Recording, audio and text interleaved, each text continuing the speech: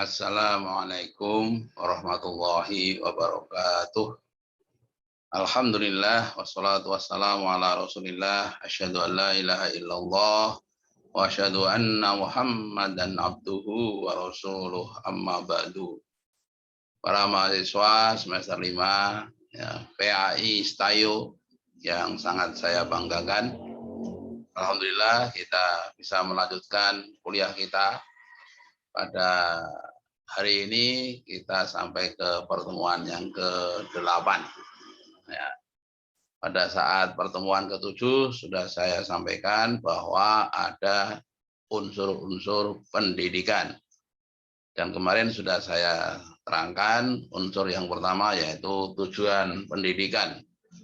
Sekarang kita masuk ke unsur yang kedua yaitu pendidik. Ya. Kita awali bersama kuliah kita ini dengan membaca basmalah ya. Bismillahirrahmanirrahim. Ya. Jadi ada unsur pendidik, nanti ada unsur peserta didik, ya, di samping tujuan yang sudah saya terangkan kemarin, ada juga unsur alat, ya, ada unsur lingkungan. Ya. Oke, sekarang unsur pendidik. Oke. Kita tahu apa yang dimaksud dengan pendidik. Nah, sebelumnya, ya. Nah, menurut Undang-Undang Sisdiknas, ya, Sistem Pendidikan Nasional, ada dibedakan menjadi dua istilah. Ya, ada dua istilah, yaitu ada tenaga kependidikan, ada pendidik. Yang dimaksud dengan tenaga kependidikan adalah anggota masyarakat yang mengabdikan diri dan diangkat untuk menunjang penyelenggaraan pendidikan. Jadi seperti TU, seperti ada Pak Bon, ya, yang jaga kebun, ya, yang melayani itu ada ya TU karyawan. Nah, itu disebut dengan tenaga kependidikan. Sedangkan yang kedua adalah pendidik, nah, tenaga kependidikan yang berkualifikasi sebagai guru atau sebagai dosen atau sebagai konselor atau pamong belajar, widya iswara, ya, istilah-istilahnya ini ada disebut dengan tutor, ada instruktur, ada fasilitator dan sebutan lain yang sesuai dengan kekhususannya, serta berpartisipasi dalam menyelenggarakan pendidikan. Jadi jelasnya ya, kalau TU karyawan itu disebut dengan tenaga kependidikan, ya, tendik itu biasanya orang menyebut, lalu nanti gurunya itu disebut dengan pendidik, begitu ya. Sekarang kita masuk ke apa itu pendidik. Nah, yang jelas bahwa pendidik itu, ya, yang dimaksud dengan pendidik itu adalah orang yang bertanggung jawab terhadap pendidikan peserta didik. Sehingga macamnya itu bisa dibedakan menjadi dua. Ya. Pendidik karena kodrat, ya, ini ada hubungannya darah seperti orang tua, itu kan pendidik karena kodrat. Setiap orang tua itu otomatis menjadi pendidik untuk anak-anaknya. Mau tidak mau, rela apa tidak rela. Sehingga disebut dengan pendidik karena kodrat. Yang kedua nanti pendidik karena jabatan. Ya, ini adalah guru, dosen, pendeta, kiai. Ya, artinya kalau jabatannya itu hilang ya sudah, nggak bisa disebut lagi sebagai pendidik untuk anak yang bersangkutan. Beda dengan orang tua. Orang tua itu walaupun mungkin orang tua menyatakan diri tidak mengakui anaknya itu tetap melekat bahwa dia sebenarnya sebagai pendidik untuk anaknya. Lalu apa syarat-syarat pendidik? Ya. Apa bedanya guru dan pendidik? Begitu. Kalau syarat pendidik karena kodrat nggak diperlukan syarat-syarat yang banyak ya, pokoknya dia sebagai ayahnya, sebagai ibunya ya otomatis menjadi pendidik untuk anaknya. Nah, yang nanti harus memenuhi syarat-syarat itu adalah pendidik karena jabatan. Ya. Kita tahu ya ada istilah guru ya, syarat-syarat guru. Guru wajib memiliki apa? Ini ya. Yang kita bicarakan jadi pendidik karena jabatannya ya, bukan karena kodrat. Oke. Nah, syarat-syarat guru itu guru wajib memiliki kualifikasi akademik. Ya. Kualifikasi akademik untuk saat sekarang ini menurut undang-undang adalah harus S1 ya. Kalau dulu ya zaman dulu anak tamat SD kemudian masuk sekolah PGAP atau SPG bagian B gitu, itu sudah langsung bisa menjadi guru ya. Sehingga anak SMA kelas 1 itu setara dengan anak SMA kelas 1 maksud saya, itu bisa sudah menjadi guru SD. Jadi tamat SD kelas 6 kemudian masuk SPG ya, dulu SPG itu 4 tahun, nah, tamatannya itu langsung bisa menjadi guru ya. Nah, jadi sederhana sekali dulu. Sekarang nggak bisa lagi. Sekarang kualifikasi akademiknya harus S1 ya. Kalau ingin jadi dosen harus S2 begitu. Malah nanti suatu saat jadi dosen itu harus S3. Oke. Lalu syarat yang kedua harus punya kompetensi. Ya, apa itu kompetensi? Nanti kita jelaskan. Nah, kemudian juga ditambah lagi punya sertifikat pendidik. Nah, nanti ada istilah sertifikasi guru atau sertifikasi dosen begitu ya. Biasanya kalau baru masuk menjadi guru belum punya sertifikat. Nah, nanti pada saat prosesnya setelah mengalami proses melalui lembaga pendidikan khusus ya, baru punya sertifikat pendidik atau sertifikat guru. Lalu harus sehat jasmani dan rohani. Ini dibuktikan dengan keterangan dokter kalau yang ini ya. Lalu harus serta memiliki kemampuan untuk mewujudkan tujuan pendidikan nasional.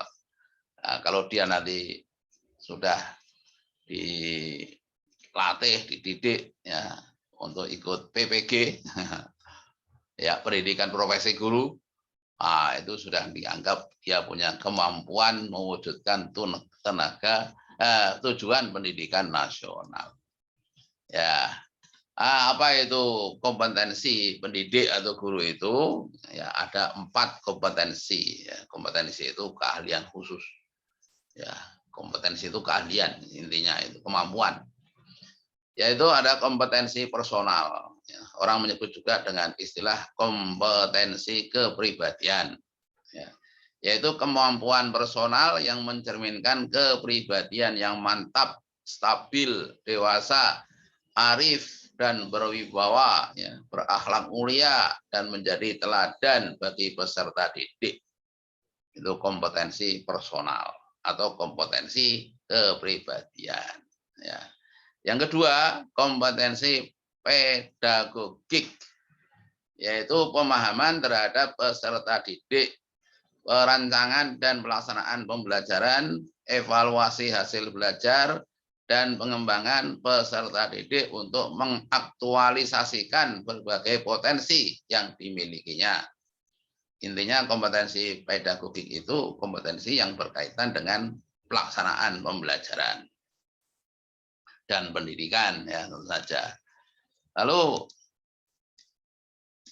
yang ketiga ya itu nanti yang ketiga kompetensi profesional, yaitu menguasai substansi keilmuan yang terkait dengan bidang studinya, menguasai struktur dan metode keilmuannya.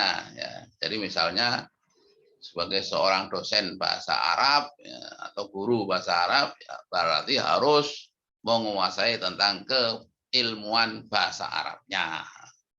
Ya, sebagai guru matematika ya berarti dia harus menguasai ya punya kemampuan tentang matematika ya. Seperti saya disuruh ngajar matematika ya tentu saja saya tidak punya kompetensi profesional karena tidak menguasai tentang kematematikaannya. Lalu kompetensi sosial ini yang keempat ya, yaitu mampu berkomunikasi dan bergaul secara efektif dengan peserta didik, dengan sesama pendidik, dengan sesama tenaga kependidikan, dengan sesama orang tua atau wali, dan juga masyarakat sekitarnya. Itu namanya kompetensi sosial. Ya. Jadi seorang guru dituntut juga agar dia bisa bergaul di tengah masyarakatnya. Oke, itu 4 kompetensi ya. Kemudian catatan, ini ada catatan khusus. Apa itu yang dimaksud dengan kepribadian guru yang berwibawa? Itu hendaknya memiliki apa yang disebut dengan istilah gezak.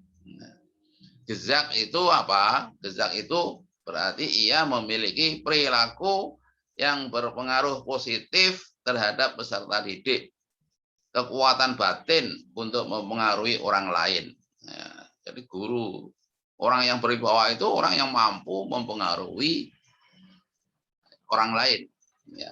Demikian pula guru dituntut untuk punya gezak, yaitu mampu mempengaruhi peserta didik agar mau menuju apa yang menjadi tujuan pendidikan.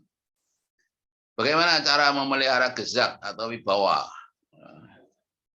Yaitu melalui kepercayaan. Ya, maka sebagai guru harus bisa dipercaya. Ya, punya jiwa kasih sayang dan punya kemampuan yang terus diasah untuk ditingkatkan. Ya.